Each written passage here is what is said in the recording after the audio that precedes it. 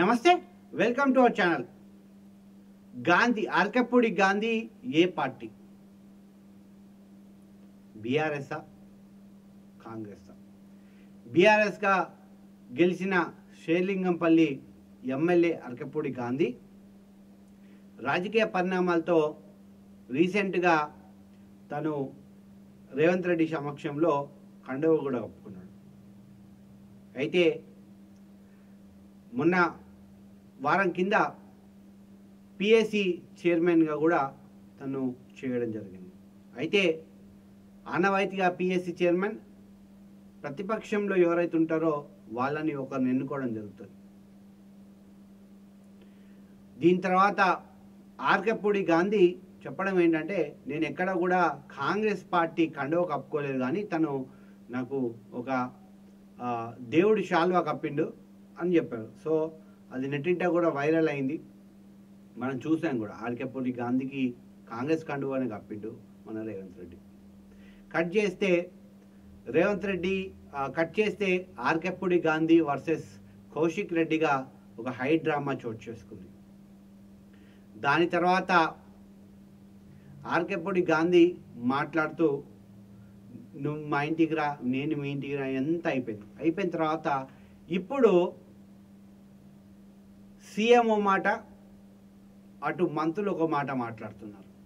ఒక్కసారి అదే విషయాన్ని న్యూజిలాండ్ పత్రికలో కూడా ప్రచురించడం జరిగింది. ఒకసారి చదివే ప్రయత్నం చేస్తాను, దాని వీడియో కూడా చూపించే ప్రయత్నం చేస్తాను. ఆర్కెపూడి గాంధీ ఏ పార్టీ ఎమ్మెల్యే? ఎవరు తెలివితేటలు చూపిస్తున్నారో ప్రత్యక్షంగా కనబడుతోంది. నేను బీఆర్ఎస్ పార్టీ చెందిన ఎమ్మెల్యేలని ఆర్కెపూడి గాంధీ స్వయంగా చెప్పారు.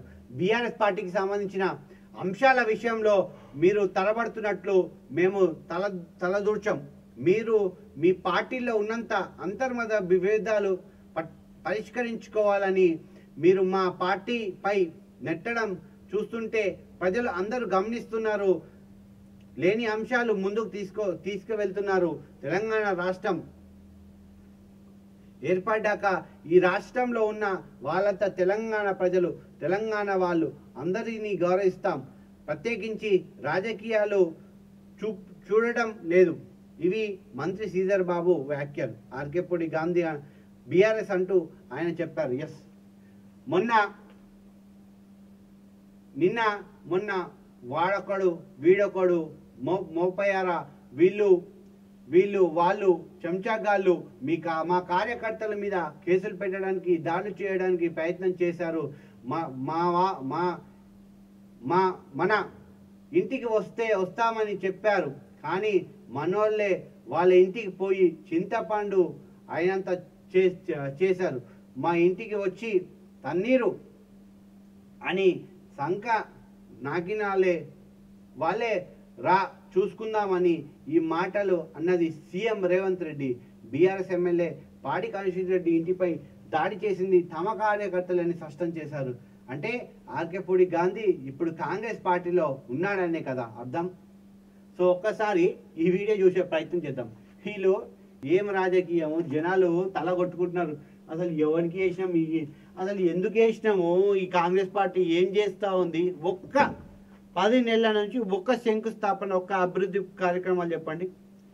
సో చూడండి, పొన్నం ప్రభాకర్ ఏమంటుండు, పండుగ పూట రాజకీయాలు వద్దు, పండుగ అంటే ఇప్పుడు గణేష్ నిమజ్జనం ఉంది కదా, ఈ గణేష్ నిమజ్జనం చూసుకుందాం. మళ్ళా ఈయన ఏమంటాడు, గాంధీకి కాంగ్రెస్ పార్టీకి సంబంధమే లేదంటాడు.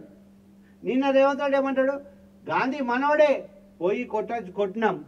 చూడండి, ఆర్కెపూడి గాంధీ కాంగ్రెస్ సభ్యుడే, బీఆర్ఎస్ సభ్యుడే? ఆర్కెపూడి గాంధీ ఇప్పుడు ఇవాళ గణేష్ నిమజ్జనం అంటుంటే కూడా మళ్ళీ అట్లనే ఇద్దరు టీఆర్ఎస్ వాళ్ళు ఎమ్మెల్యేలు ఓటుకుంటే నిన్న హైదరాబాద్ లా, అది కాంగ్రెస్ పార్టీపై అంటుర్రా, న్యాయం ఇది? మన ఇంటికి వస్తామని చెప్పారు, కానీ మనోళ్ళే వాళ్ళ ఇంటికి పోయారు. చింతపండు అయినాక చెప్తారు మా ఇంటికి వచ్చి తన్నీరు అని. సంకనాకనికి విలువాలనా రా చూసుకుందామని.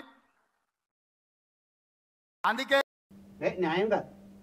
ఎందుకంటే జనాలు పిచ్చోళ్ళు. మీకు ఓట్లేసి శ్రీధర్ బాబు గారు, మీరు ఐటీ మినిస్టర్, మీకు కొంత మీరు జనాలు ఓట్లేసిరు, మీకు ఇంత న్యాయం జనాలు ఎర్రోళ్ళ, ఇంత జనాలని మీడియా ముఖంగా ఎర్రోళ్ళని చేస్తున్నారు. రేవంత్ రెడ్డి మాట్లాడుతున్నాండి.